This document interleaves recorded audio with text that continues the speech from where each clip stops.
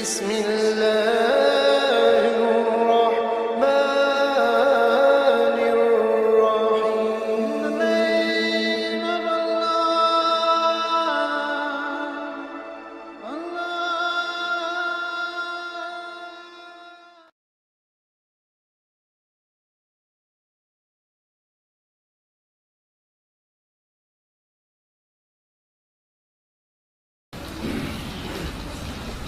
إن الحمد لله نحمده ونستعينه ونستغفره ونؤمن به ونتوكل عليه ونعوذ بالله من شرور أنفسنا ومن سيئات أعمالنا. من يهده الله فلا مضل له ومن يضلل فلا هادي له، ونشهد أن لا إله إلا الله وحده لا شريك له، ونشهد أن سيدنا ومولانا محمدا عبده ورسوله صلى الله عليه وعلى آله وأصحابه وبارك وسلم تسليما كثيرا كثيرا وبعد. All praise and thanks is due to Almighty Allah subhanahu wa ta'ala, nourisher, cherisher and sustainer of all the worlds. Choicest blessings and salutations upon his beloved Nabi Muhammad Mustafa sallallahu alayhi wa sallam, whom Allah subhanahu wa ta'ala has sent with this complete and perfect deen of Islam. May Allah subhanahu wa ta'ala accept our efforts, inshaAllah. May Allah subhanahu wa ta'ala guide our hearts and allow us to meet him in a state of iman, inshaAllah.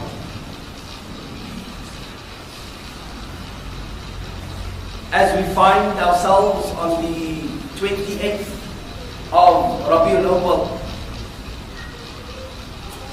it is another opportunity for us, if we have not already been reminded about the greatness of our Nabi Muhammad Mustafa sallallahu alayhi wa sallam. But I don't stand before you on this Jumu'ah to speak to you specifically about the birth of the Prophet sallallahu alayhi wa sallam.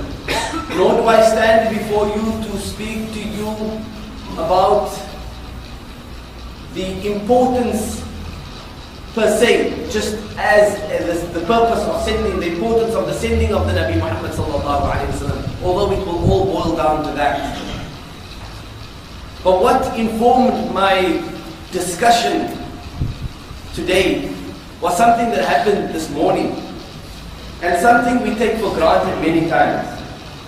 And I think to give, because the plan was today to speak about the character of Rasul sallallahu alayhi wa sallam as a whole, and the idea was to speak about lessons we can learn from the life of Rasul sallallahu alayhi wa sallam, because through the whole month you have 4 Jumu'ahs, it's not, and we can do it throughout the year, every Jumu'ah we speak about the sayings of the Prophet sallallahu alayhi wa sallam and his character. Rabiul Awwal has just been specified for the time of his birth, but there's nothing that limits it to only the month of Rabiul Awwal. So this morning, from a personal point of view, one of my nephews had a school ending prize giving, and my wife was invited to go to this prize giving of my nephew. So she said, look, the lady that normally comes and looks after the children will be coming at about 7:30. So please, just don't go to work just yet, just wait till 7:30 when she comes, and then you will be able to leave to work. 7:30 came, no one came to the house. 8 o'clock came, no one came to the house. Obviously I'm stressing, I need to go to work. For those of you who are curious, till now I still have not been to work today. I phoned 8 o'clock, I asked the lady, where are you? She said to me, I'm very sick. I said, okay, thank you for informing me. Right now, I am stuck with 2 children at home. Mind you, my morning was spent about wheels of the bus going round and round, about the wolf and the 3 little piggies. My morning was spent on YouTube, and I thought to myself, Ya Allah, what are we going to do without this internet? What am I going to do without YouTube? How am I going to entertain these children? And then a dua came in my mind for my mother, who didn't have internet and had 6 children. Then a dua came in my mind for my mother, who didn't have internet and had 6 children. So I proceeded to continue to go through this mission now, trying everything between changing nappies, making bottles, feeding porridge. Allah bless my children, inshallah. But a new sense of reminding and appreciation came in my mind for my wife. Even though she was not there, she became beautiful again. She was always beautiful, but I mean she became beautiful again. This is recorded out, she doesn't see this video. She became beautiful again.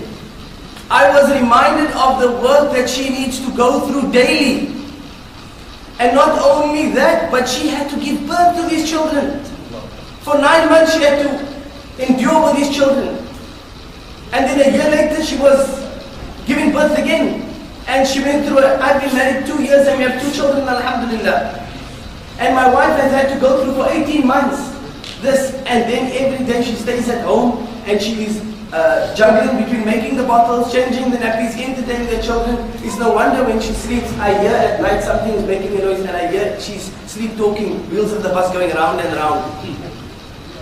And then it hit me. It made me realize, not that I didn't think about it before, but it was a practical example that when I speak at the Jumu'ah today, I want to remind the Jama'ah of the character of Rasul sallallahu alayhi wa sallam as a family man. The character of Rasul sallallahu alayhi wa sallam as a family man. Because so often we want to know about the Prophet sallallahu alayhi wa sallam's bravado as he went into the battlefield, a leader of an army, able to challenge anybody and anyone. The strength the Prophet ﷺ had to just lift his sword. They said it took 10 men to lift the sword of Rasul ﷺ. Imagine the strength of Rasul ﷺ. On top of that, Rasul ﷺ was a man that when we think of him, we think of a statesman. We think of a general. We think of someone who is sitting and focusing on his relationship with Allah subhanahu wa ta'ala and constantly in dhikr. We think of someone who is awake at night for tahajjud salah. We think of someone who is fasting during the day. And every one of us, when we heard through the month of Rabi al-Awwal, when we were asked to understand and listen to the life of Rasul sallallahu alayhi wa sallam, we all had a picture in our mind. What did our Rasul sallallahu alayhi wa sallam look like? And we understand the Prophet ﷺ had a he had curly hair, he had curls in his hair. We know the Prophet ﷺ had light skin. We know the Prophet ﷺ was not too tall and not too short. We know he had broad shoulders. We know he had a mark of seal of prophethood on his back. We understand these things. So we all in our own mind have built a picture of Rasul ﷺ or understanding of who this messenger of Allah ﷺ is. But how often do we picture Rasul sallallahu alayhi wa sallam as he walks into the house of Sayyidina Aisha? And how was he as a husband to her? How often do we picture Rasul sallallahu alayhi wa sallam and how he played with his daughter Sayyidina Fatima? How often do we hear about Rasul sallallahu alayhi wa sallam as he engaged with Zainab, Ruqayya, Kulthum, and Sayyidina Aisha, and Sayyidina Fatima Zahra radiallahu ta'ala ajma'in. How often do we hear about the life, the family man Rasul sallallahu alayhi wa sallam? And so it is important, and this was a reminder for me, that, when I was putting my talk together, trying to understand how I was going to present what Rasul sallallahu alayhi wa sallam was all about, I realized that there was too much to just explain. But if I can leave the Jama'ah today with an idea to just read up on the life of Rasul sallallahu alayhi wa sallam as he was in his everyday life, as he was a husband, as he was a father, then we will come to understand how the Prophet ﷺ, despite being a statesman and a general, never neglected the most simple duties in his life. And sometimes these simple duties that you and I take for granted, it is no wonder that Rasul ﷺ, when approached by a lady and asked, Ya Rasul ﷺ, the men, you've given them a great opportunity. You said to them if they go out in jihad and there's so much reward for them, and you've explained because they've sacrificed their lives for Allah subhanahu wa ta'ala. But just because we are not men, we also have that desire, that passion to sacrifice for Islam. Please give us something. Permit us to go out in jihad. Permit us to do something that will give us this reward. Rasul sallallahu alayhi wa sallam said, stay at home, look after your family and look after the house of your husband. Allah will give you more than that of jihad. Because staying in the house, the idea that a lady looks with modesty, with honor and dignity after the house of her husband and after his children, we take it for granted. But that is such a huge role within society. And it further dawned upon me this morning when I was praising YouTube. I should not have been praising, but I was thanking YouTube. I was thanking YouTube for these nursery rhymes. Because my daughter loves listening to little children recite. But as you scroll, it gives you suggestions. And then these things, and then she's baba, baba, baba. So I have to put on the children programs for her as well. And there might be better things to watch at certain times, but this was what was on. And as I was looking and listening to this, I thought of a great talk that I heard. And many of you may have heard the talk, these videos that go around about the dangers of the cell phone and the television for our children. And those thoughts are what brought the topic together today. Those thoughts is what made me understand and speak and try to look at the example of Rasul sallallahu alayhi wa sallam. We can understand that the Prophet sallallahu alayhi wa sallam most certainly had a very tough time growing up. The Prophet sallallahu alayhi wa sallam was an orphan. The Prophet sallallahu alayhi wa sallam himself was an orphan and was himself put through certain tests. It's not like the time of Rasul sallallahu alayhi wa sallam, there were no challenges. It's not like the babies cried less or the people complained less. These were challenges that existed in the time of Rasul sallallahu alayhi wa sallam. And sometimes frustration gets the better of us. And you find in today's day and age, there's an increasing rate of wife and child abuse, drug abuse, alcoholism, gambling, broken homes and disintegrated family structures. As a result of all these social ills that we find. One study looked and said that there has never before been such a great moral and social problem like we find in this century. Another study suggested that people during this day and age have become so polarized. And now you might be thinking, what does polarization have to do with the topic? We can come to it in a bit, but just for your information, never has the world ever been so faced with so many social problems, and never has the world been so polarized before. There's also never been a greater need in the world than there is today for the introduction of and teachings that Islam has to provide for our social structures. These teachings and guidelines were exemplified in the daily life and practices of the beloved Nabi Muhammad Mustafa sallallahu alayhi wa sallam. So in looking at this, to make and to understand this, we looked at a few statistics. They may not only be local, they may be international and even on a global scale. But we know that the rate of marriages in society is on a very fast decline. To further elaborate or to further compound the problem, there is a rate that one in every 3 marriages are ending up in divorce. At this unbelievably accelerated rate of divorce, within a few more years, you may see the rate of divorce surpass the rate of marriages. May Allah protect us, inshallah. And when I read this, I started thinking to myself, why is it that every time we look at the rate of divorce and the rate of marriages, we look at a broken society? Why is it that why do we make this correlation? Why do we say that children that come from homes where divorce has happened comes from a broken home? And that is the statistics that I've been reading, that more and more children are coming out of broken homes.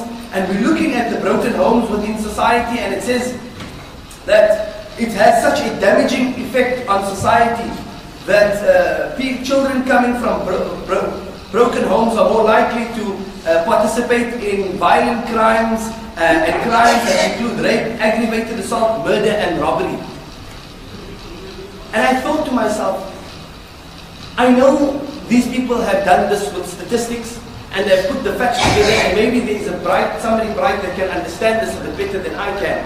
But I started thinking to myself, why is it the case that a child who comes from a home where there is a divorce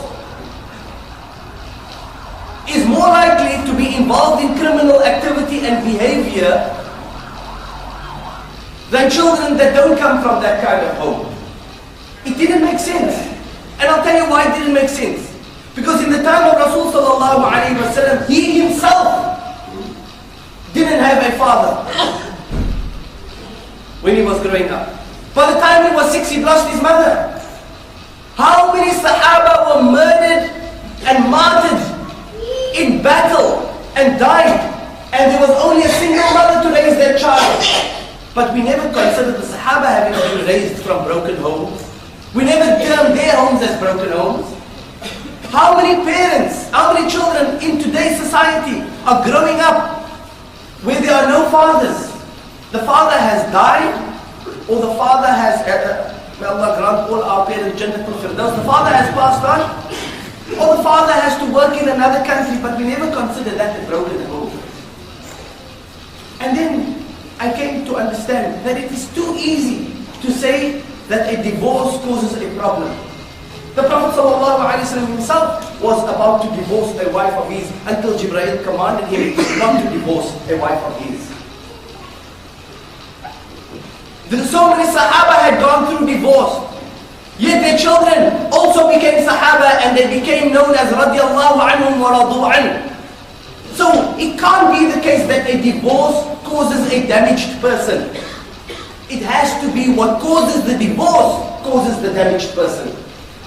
So in a home where a husband and wife are quarreling, in a home where there is physical abuse, in a home where there is emotional abuse, in a home where there is verbal abuse, whether the parents stay or whether the parents part as a result of that, that is a broken home. That is a broken home. Because we are not looking at the causes of what is causing this home to be a broken home. And if we look at Rasul sallallahu alayhi wa sallam's character as a family man, then you can understand. I give you an example. We always around the Hajj period speak about Sayyidina Ismail alayhi salatu wassalam, an example. And his mother, Sayyidina Hajar alayhi salam. Ibrahim alayhi salatu wassalam left them by the Kaaba. His father would come visit him every now and again. It was not a broken home. He grew up to be a Nabi of Allah subhanahu wa ta'ala. You know why? Because those that surrounded that child were not broken people. They themselves were fixed. You only come out of a broken home if there is disruption and corruption within a home. When a wife and a husband are together or apart, and they have parted by means of violence, or they have parted by way of physical and verbal and emotional abuse, or if they are together and still continue in that physical and emotional abuse, that is a broken home. A home where the children are not taught adab, that is a broken home. Sayyidina Ali says, radiallahu ta'ala anhu says, he says, ليس اليتيم الذي قد مات والده ليس اليتيم الذي قد مات والده إن اليتيم يتيم العلم والأدب. An orphan is not someone whose parents have died. An orphan is someone who's not been given the privilege of learning adab and knowledge. The one who has not been given adab and one who has not been given knowledge, that is an orphan. That is someone you can consider from a broken home. So I ask you, brothers and respected elders, we head into a time. So what happened this morning led me to an understanding and led me into just doing a bit of reading and research to see how our society is going. What can we draw on the sunnah, from the sunnah of our Nabi Muhammad sallallahu alayhi wa sallam? We always hear that Rasul sallallahu alayhi wa sallam helped out around the house. He helped out. And I like to remind my wife every time she tells me, don't I want to just do this and do that. I said, look, the Prophet help. Help means you do most of it, I come and help you. Right? That's what Rasul said, he helped. He didn't do all the work, he helped.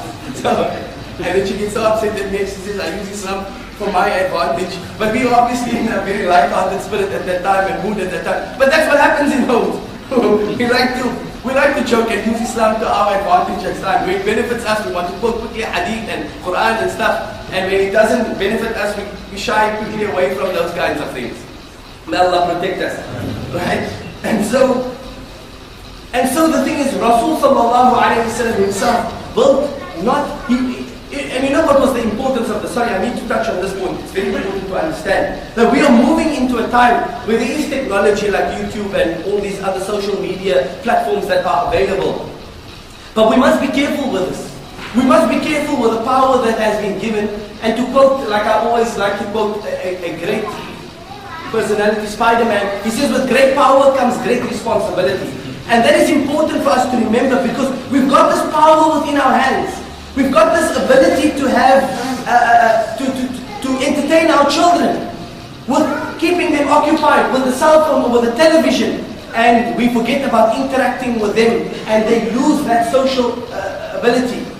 Just now, about a day or two ago at work, the power went off. You know, with this silly load shedding, the power went off.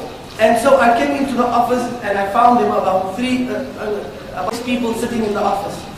People who I consider at work to be friends with one another. They were sitting in the dark, each one with their own cell phone, engaging with other people other than each other. They were sitting in a room and I just saw in the dark these lights shining on their faces, and that's how I could know. And I thought to myself, we are in a very scary time. We are in a scary time. Because you know what is happening? Not only with the introduction of technology and social media and the easy way out to be able to keep our children entertained with things that don't benefit them at all, there is a bigger picture happening in the background, and that is that the world is preparing, and I always say this, is preparing for the arrival of Dajjal. And when Dajjal, for this world to be prepared for the arrival of Dajjal, that's why you'll find very old people, they will still say, this is a shaitan, this is the shaitan. They're talking about the cell phone, or they're talking about the television. They'll say this is the Dajjal, this is Iblis. Why did they refer to it as that? Because, I don't think maybe they all knew it, but there is an element of that. Because we keep ourselves so occupied with these things that we are forgetting that something is happening and we are contributing to the preparation of the world for Dajjal. Now some of you are sitting there thinking, how can me be on Facebook contribute to the arrival of Dajjal? It's not that simple. You see, what Dajjal needs in order for the world to become ready now for the arrival of Dajjal is complete chaos. It needs complete chaos. Where Muslims are willing to stab each other in the back, the time has come. Where Muslims are willing to give each other up, even if they don't know if that was the truth or a lie. Where we don't care about each other, they need chaos. And the most important piece of Bostic, blueprint, whatever you want to call, that keeps society together is the family structure. The most important part of society that keeps society together is the family structure. If you can break the family structure, you will succeed in creating absolute chaos on earth. And when you succeed at creating absolute chaos on earth, it is now the time for the arrival of Dajjal. Brothers and respected elders, when we allow ourselves to become weak in terms of our family role, when we allow ourselves to become weak in terms of whether we are a son, a daughter, a husband, a wife, a father, a brother in a family structure, and we don't shoulder the proper responsibility that has been given to us by Allah subhanahu wa ta'ala, then we are contributing to the failure of society by contributing to the failure of our family structures. And so it is important for Muslims to be vigilant and to take heed from the Sunnah. And that's why I started off saying, I'm not going to speak everything about the life of Rasul sallallahu alayhi wa sallam here, but I'm going to ask you to go yourself and research on how the Prophet sallallahu alayhi wa sallam was as a family man with his family. Because if you understand, everyone in this masjid is faced with different challenges in the home. Some of you may be faced with a bad relationship between your wife and your mother. Some of you may be faced with a bad relationship between your husband and your father. Not you down, husband and father. Husband is not allowed downstairs. People with husbands. So the thing is, you may, and that's one of the other things we need to highlight. That is why the issues of homosexuality has become so widely accepted in society, because it contributes to the disintegration of the family structure. And when that happens, then you must know that chaos is on our doorstep. But furthermore, to explain and to expound on the fact that when we have these issues and these problems within our homes, we need to look at the Sunnah of our Nabi Muhammad sallallahu alayhi wa sallam. Allah subhanahu wa ta'ala didn't place the verses in the Quran for no reason. When He said, لَقَدْ كَانَ لَكُمْ فِي رَسُولِ اللَّهِ أُسْوَةٌ حَسَنَةٌ, you have a perfect example in the Messenger sallallahu alayhi wa sallam. Then it was not only for the Sahaba at the time, but it was for you and I that live today, that face similar situations. Look, the Prophet sallallahu alayhi wa sallam, and I started off saying this, was not excused or exempt from facing difficulties. He faced trials and tribulations. He faced difficulties with his wives. He faced difficulty with his wives themselves. But the Prophet ﷺ handled it and dealt with it in a way that would please Allah subhanahu wa ta'ala. And so if you ask yourself this question, if you cannot treat your wife properly, or your children properly, may Allah forgive us, because I know that I make mistakes in that regard. If we cannot treat those close people to us properly, how are we going to... We would like to say, oh, Palestine is suffering. The hadith of the Prophet sallallahu alaihi wasallam, لا يؤمن أحدهم حتى يحب لأخيه ما يحب لنفسه. We are not true believers until you love for your brother what you love for yourself. And we say, no, that is a hadith. I love for my brother. Come, charity, charity, charity. Charity begins at home. How are you nice and smiling to everybody on the outside, but when you come home, you sour and you're unpleasant with your family? May Allah forgive us. Because I know when I come home after a stressful day, the electricity has been cut, or something happened at work, I come home, and my wife is standing there, and she already, I can see, sometimes there's this apprehension to engage, because she can pick up the tension on me. And it is so difficult for me to release that, to get rid of that. And I try as best as I can to be aware, and I try to, okay, my wife has brought, and I tell her, bring it to my attention. If you find me unpleasant, bring it to my attention. I don't want to be that way. You should have my back. You are my wife. Cover up. Tell me, listen, you're unpleasant. And I'm not saying that by the flip of a switch, I'm going to be pleasant again. I'm dealing with something. I'm going through something. Help me. Do things that will let me come. I don't want to be this way. And so we need to work on it. But it's pointless us walking in moody from the road, kicking the door down. Where's the food? The food has a little bit too much salt, and we are saying, throw the plate over, there's no salt in this food. You're at home all day, what have you been cooking? After today, I understand. I cannot tell my wife that at all. With 2 children, I cannot ask her why there is no salt or why there is too much salt. Because if I was making the food, I would probably mess all the salt in the food. It's absolutely impossible. So, we are heading to a time now, and this is what I want to end off. We have about 2 or 3 minutes left. I just realized the clock that was slow the last time is now disappeared. So I realized that, look, when we come to this time of the year, it is also important to touch on these topics, because we are going to be in each other's faces more often now. Everybody takes leave, the children are going on a holiday, school is breaking up on next week and Wednesday, whenever your school breaks up, and we are going to be at home with the family. And familiarity breeds contempt. and we are going to be in each other's face, and you are going to get irritated by things, and the wife may get irritated by things. You know, one Maulana beautifully put it, he said, especially if there are ladies that work as well, and he said, you know, it's strange, the wife also has a responsibility to come home and to smile with the husband and to make him feel comfortable. Let's not make it only about one gender. Because there are hostesses in the modern world, he says the hostesses go on the plane and they serve chicken or meat, sir, chicken or fish, sir, and they can smile at you, broadest of smiles. The cutest of people, the cutest of smiles, the nicest of dimples, the best of hair, everything. They can smile with everybody on the plane. They can smile, tea or coffee, sir? When they come home, tea or coffee? No, they ask, not what must I make you? What are you making me? Do you understand? So we have time to be smile with everybody on the outside, but when we come home, then it's like someone squeezed the lemon all over us. We are sour as could be. Do I have to deal with these problems again? Do you know how many families are breaking up because one of the spouses are attracted by a fantastical lifestyle on the outside that someone else is presenting them? And they break up a good solid family structure because of a fantastical tale that is, you know how many times we have to sit with these matters? Only to realize that 2 or 3 years down the line, even that relationship eventually ends up broken. The problem was never the relationship. The problem was we are exposed to so many things.